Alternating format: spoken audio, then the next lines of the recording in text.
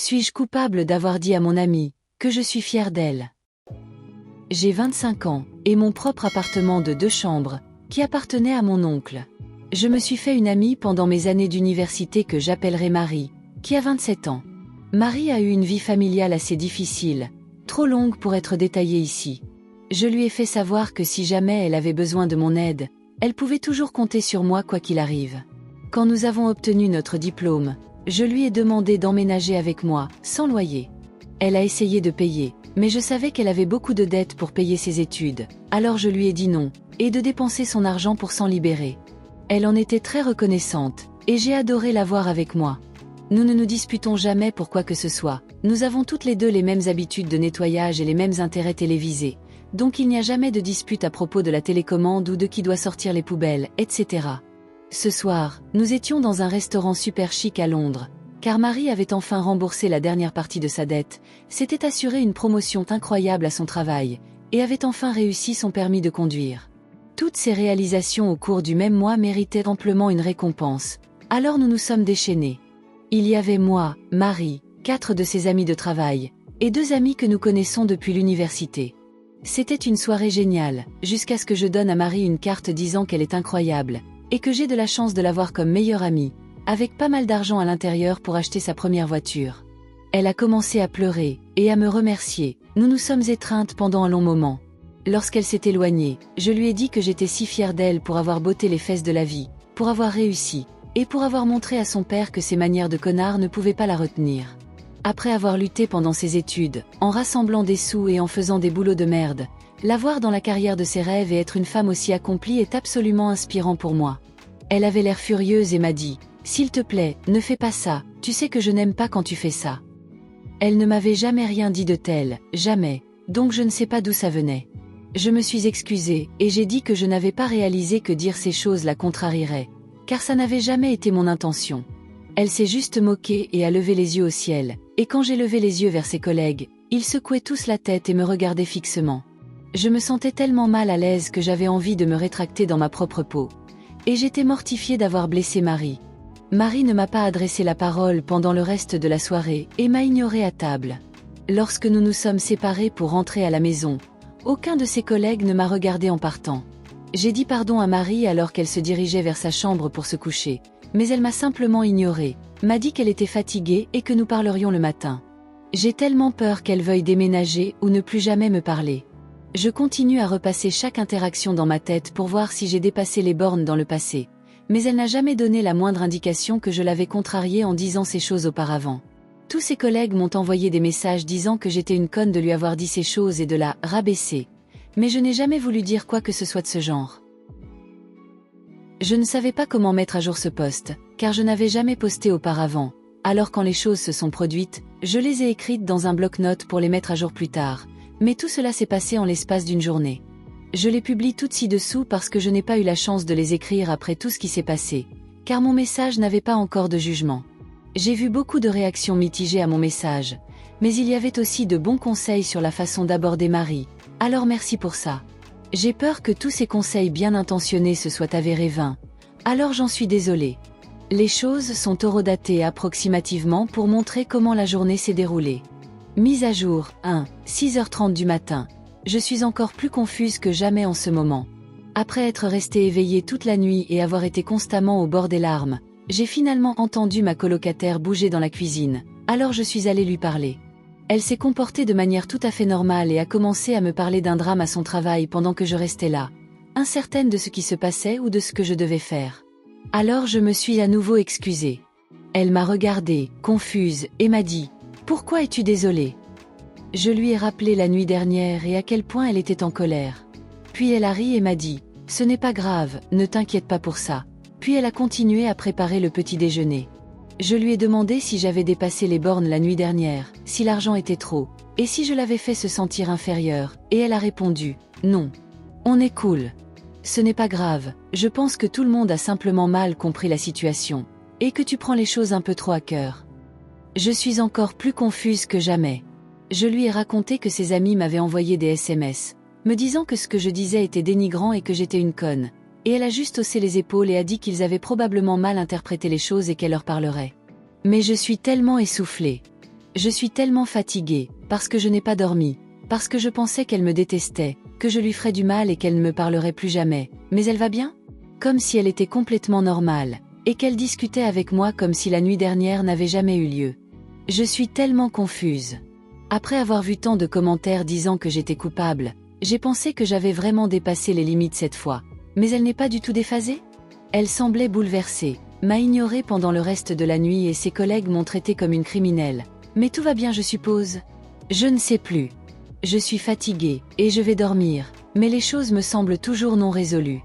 Je vais lui en parler quand elle reviendra du travail aujourd'hui, car sa réaction me dérange encore beaucoup. Mise à jour, 10 heures du matin. J'ai reçu un appel d'une amie de l'université qui était au dîner hier soir, et nous avons discuté. Elle m'a demandé si tout allait bien entre Marie et moi, car elle m'a dit qu'elle n'avait jamais vu Marie m'attaquer de cette façon avant hier soir. Je lui ai raconté tout ce dont nous avions parlé, et à quel point j'étais confuse. Elle a réaffirmé bon nombre de mes sentiments sur le fait que cela ne ressemblait pas du tout à Marie, car elle avait également félicité Marie, dit des choses similaires, et lui avait donné un peu d'argent dans une carte, ainsi qu'un cadeau coûteux, comme l'ont fait beaucoup d'autres. Après avoir parlé à mon amie, j'ai décidé que je devais m'asseoir longuement avec Marie pour clarifier les choses, et ce n'est pas seulement moi qui suis troublée par son comportement. Les deux amies de l'université viendront plus tard pour discuter, car maintenant, nous sommes honnêtement très inquiètes pour elle. Ses amies ne cessent de m'envoyer des messages, donc je ne pense pas qu'elle leur ait parlé. L'une d'elles m'a dit que je ne pouvais pas essayer de « balayer ça sous le tapis ». Ce qui revient à dire quoi? Je pense les bloquer tous, car ils ne me laissent pas tranquille. Mise à jour, 16 heures. Ce n'est pas une mise à jour que je m'attendais à faire, même pas dans 1 million d'années. La situation a vraiment dégénéré et a mal tourné d'une manière que je n'aurais jamais imaginée. Je suis confus, le cœur brisé et vraiment énervé maintenant. Donc, pour faire court, tout est un pitin de mensonge. Un redditeur m'a dit que mes amis avaient peut-être dit quelque chose aux collègues de travail de Marie à mon sujet, qui les avait fait ne pas m'apprécier. J'ai parlé aux deux quand ils sont venus dans l'après-midi, et ils ont tous les deux nié tout cela. Celle à qui j'avais parlé plus tôt au téléphone, nous l'appellerons Claire, a dit qu'elle appellerait l'une des collègues de travail qu'elle connaît un peu bien, afin de tirer les choses au clair. Appelons la collègue Jeanne. Jeanne est arrivée à l'appartement, et a immédiatement semblé énervée. J'ai presque eu envie de me cacher derrière le comptoir de la cuisine, quand elle est entrée en me lançant des regards noirs. Nous nous sommes toutes assises, et j'ai fait savoir à Jeanne que j'avais parlé à Marie de la nuit dernière, et qu'elle allait bien, mais que j'étais toujours confuse. Jeanne a alors ri, et a dit « Oh, n'essaie pas ça avec moi, tu ne peux pas faire semblant maintenant que tu as été exposée en public. » Nous l'avons regardée toutes les trois sans dire un mot, car nous étions toutes confuses. Claire lui a demandé ce qu'elle voulait dire, et Jeanne a dit qu'elle savait comment je traitais vraiment Marie. Nous lui avons toutes les deux demandé de développer ses propos. Elle s'est levée et a commencé sa tirade sur la façon dont je maltraitais, et rabaissait apparemment régulièrement Marie. Puis je l'intimidais pour qu'elle n'en parle pas, et que je souriais aux autres. Je ne savais pas si je devais rire ou pleurer à ce stade.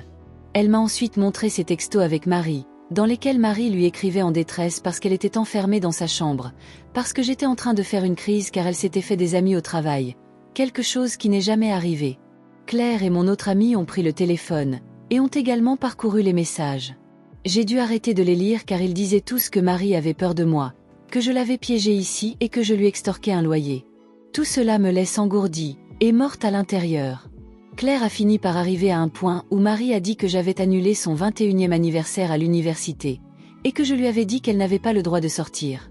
Le fait est que, Claire et mon autre amie étaient au 21e anniversaire de Marie, pour lequel j'avais mis plus de 500 livres sterling pour organiser une soirée à thème sur Gatsby le Magnifique qu'elle avait toujours voulu, mais qui, selon ses messages, n'a jamais eu lieu.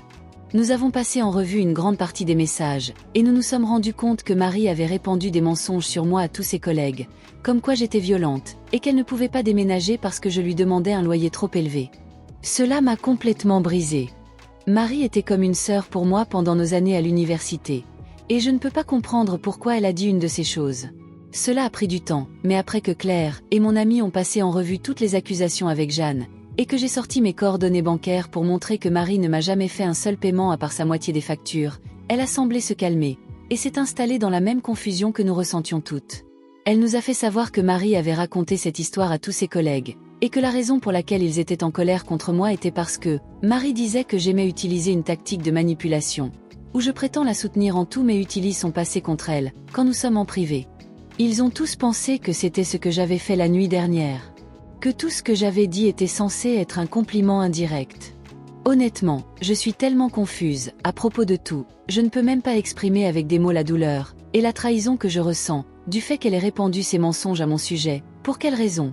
Quel avantage? Je ne pourrai jamais lever le petit doigt pour la blesser. Mais elle dit à tout le monde à son travail que je l'isole du monde? Claire a dû me calmer car je ne pouvais pas arrêter de pleurer quoi que je fasse pendant des heures. C'était assez embarrassant, mais je ne pouvais rien faire d'autre. Maintenant, je suis un peu plus calme, toujours en colère mais je ne pleure plus. Je ne veux même plus regarder Marie. Mes amis m'ont dit de ne pas prendre de décision hâtive. Même Claire a dit qu'elle était dégoûtée par les choses que Marie disait sur moi dans les messages, alors que tout le monde sait que ce n'est pas vrai. Je sais que je ne pourrai probablement pas laver mon nom auprès de ses collègues, mais je m'en fiche vraiment. Je veux juste savoir pourquoi Marie a dit ces choses sur moi. Jeanne s'est tue à la fin de notre discussion, et est partie sans dire grand-chose, donc je ne sais pas ce que cela signifie pour moi à ses yeux. Mes deux amis restent avec moi pour le reste de la journée, jusqu'à ce que Marie rentre à la maison. Nous avons toutes beaucoup de questions auxquelles elle doit répondre. Mise à jour finale. 22h15. J'ai viré Marie de l'appartement. Elle a jeté des années d'amitié pour des points de sympathie avec ses collègues, et je ne comprends toujours pas pourquoi. Quand elle est rentrée à la maison, et nous a vus tous les trois en train de regarder la télévision, elle s'est enthousiasmée et a dit qu'elle ferait du pop-corn, mais Claire a pris les devants et lui a dit de s'asseoir. Elle avait l'air confuse mais a obéi. Claire a tout dirigé. Je ne savais pas vraiment quoi dire à Marie et je pouvais à peine la regarder dans les yeux. Claire lui a dit que Jeanne était venue et m'avait crié dessus parce que j'étais une agresseuse et une intimidatrice, et lui a demandé pourquoi elle disait ces choses. Marie a agi de manière confuse en disant que tout cela devait être juste un malentendu, que Jeanne déformait parfois les choses, et qu'elle avait du mal à comprendre ce qu'elle avait dit.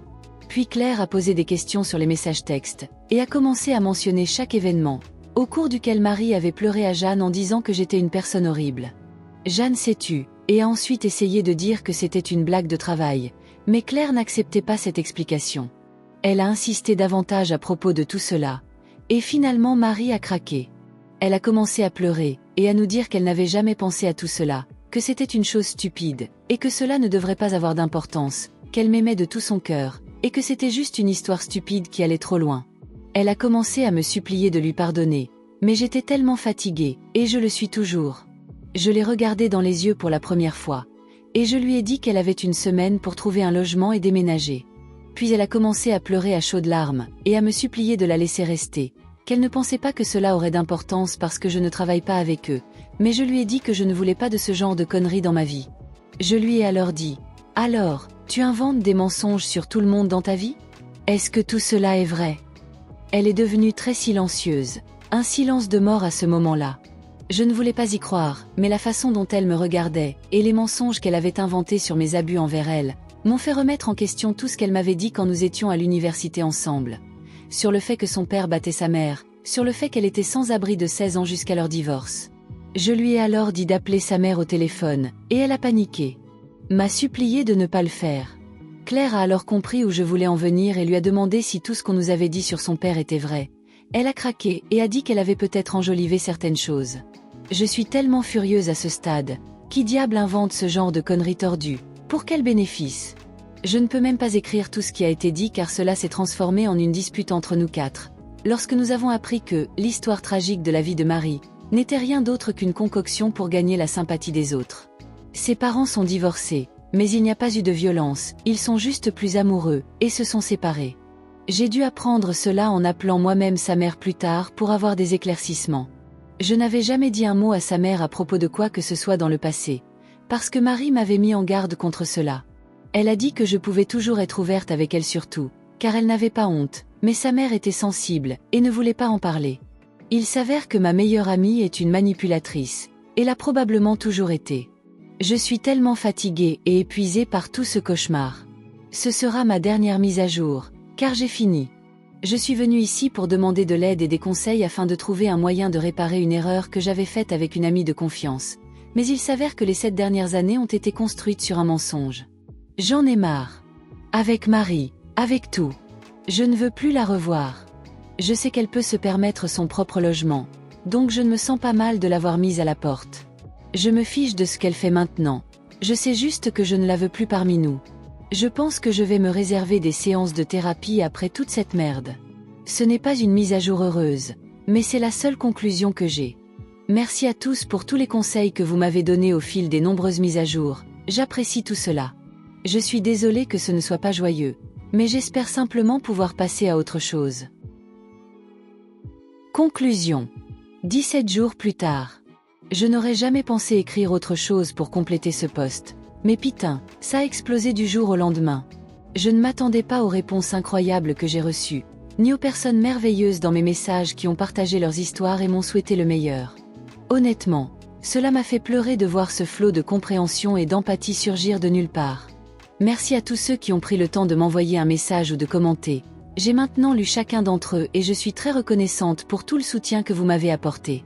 Je ne pensais pas faire d'autres mises à jour, mais comme il y a eu tellement de réponses récemment, je peux vous donner une petite conclusion sur la façon dont tout s'est complètement résolu. Je n'ai pas touché à Reddit depuis ma dernière mise à jour parce que j'avais besoin de beaucoup de temps pour traiter ce qui s'était passé, et avoir cet endroit pour moi était étrange à gérer au début, mais il s'avère très nécessaire pour commencer le processus de guérison. Marie a déménagé le samedi suivant l'incident. Elle a passé les jours qui ont suivi l'incident à se morfondre dans l'appartement et à vouloir me parler.